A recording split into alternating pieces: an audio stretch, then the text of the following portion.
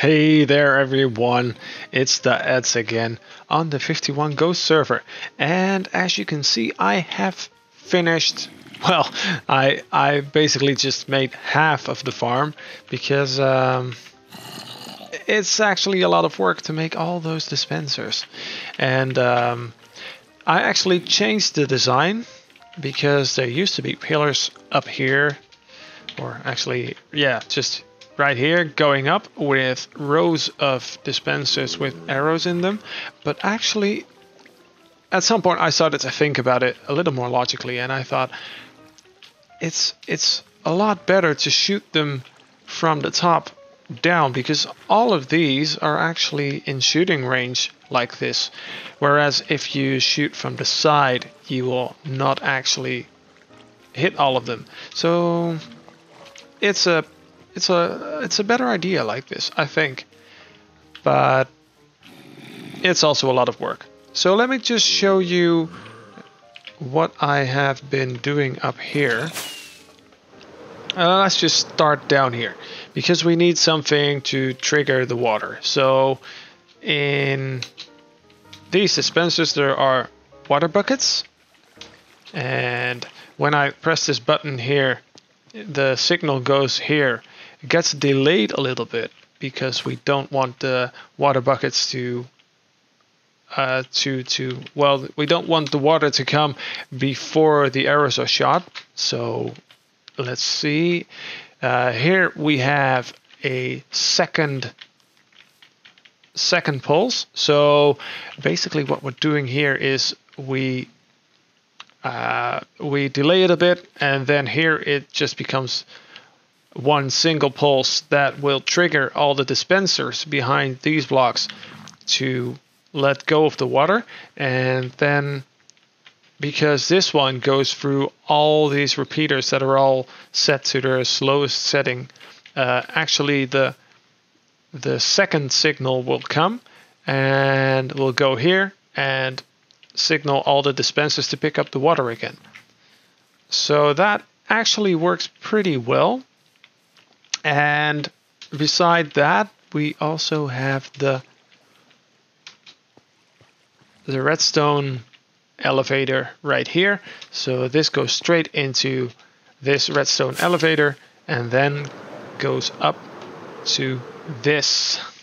So this is a lot of redstone on a flat surface, and as you can see, the redstone goes here and here, and yeah, it just shoots every single one of them. I have been testing a couple, but I started out with one stack of arrows in each one of them, and eventually I am going to fill it up and probably never have to worry about it again, because I mean, how many times are we gonna harvest chorus fruit, really?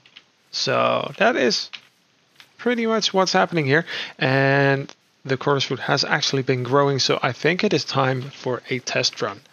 So let's have a good look, and there we go.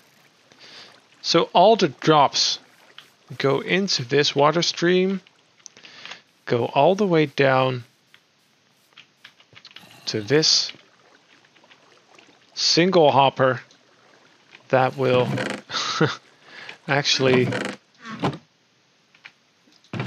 save all the drops. So as you can see, we started out with 8 chorus flowers and now we have 14. So it actually works pretty well. And if I want my arrows back, I just have to run through this field like this, and I can actually get my arrows back if I want to. So that is pretty neat as well. There we go, and some more. So this is actually the entire farm, and it took me a bit longer than I wanted it to finish this, but that's okay. And it still doesn't look very good, but I think the looks are something that will come later. Another thing I've been working on is the villager trading hall. I've been trying to add in some other blocks just to make it look a little more, I don't know, fancy, I suppose, and not as much as as some sort of scary dungeon that I put all my villagers in. And then I've added all these fletchers to get my arrows, because I didn't actually do anything with the skeleton spawner yet, even though I do have some great ideas, which I think we're going to have a look at right now, because I made a setup in my testing world. Welcome to the lava spread testing area, where we do all sorts of research. So I have been looking at lava, and it actually travels 4 blocks, because I wasn't sure, so I thought I'd just try it. And this also works for a bigger area.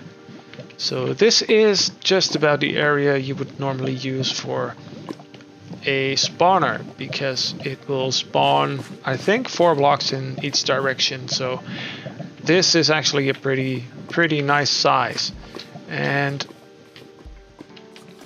then if we have a look at the iron farm design that we used, where's the entrance? It's right here. We actually do that like this, except for the carpets.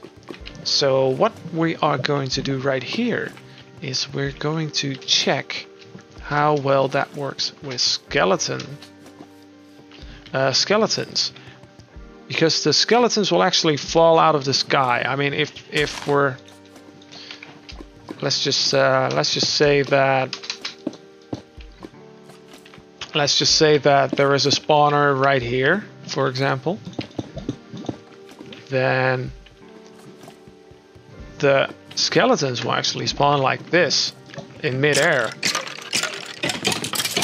which is of course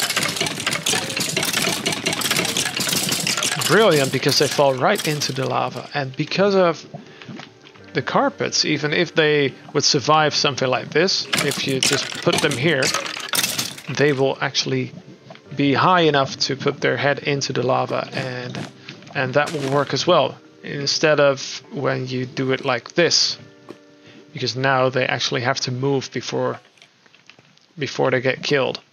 Nobody's got time for that kind of stuff. Armed with that knowledge, we can now make a very good use of this spawner. So you guys are going down, quite literally, because when I was talking about the whole lava thing, I didn't really take into account that the lava actually is a light source. So we have to dig quite a bit down in order to make this work.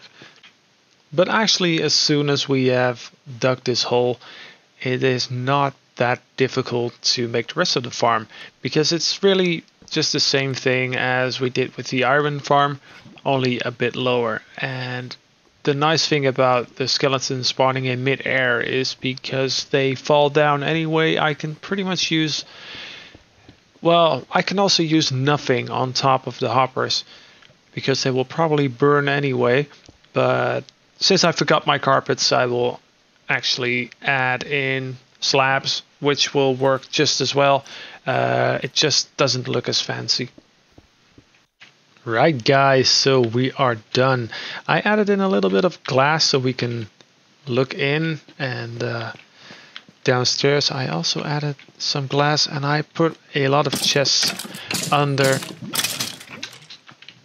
each other, so we can collect all the drops when we're AFKing. So this is pretty much what we're getting from this farm. So it's bone meal and it's arrows, and that is enough. That is all it's about. I didn't mean bone meal, by the way. I just meant bones. So that is actually pretty cool. Pretty happy with this, and it wasn't all that much work. And it's a lot easier to do it like this than by using all the water streams and fall damage and everything. So this is probably going to be my go-to design for this kind of stuff. Okay guys, and now we're going to wrap up the episode. And of course we have this new tradition, that is the useless fact. So we have a new useless fact of the episode, which is one guy named Brian Henderson has made 50,000 edits to Wikipedia pages, all for the same reason, to change the phrase comprised of to consists of. Well, you gotta give a guy some credit. If you really hate that phrase and you're gonna change 50,000 articles just for that, I don't even know what to say. Anyway, thank you very much for watching. Don't forget to like, don't forget to subscribe, and I hope to see you in the next episode. See ya. Bye bye.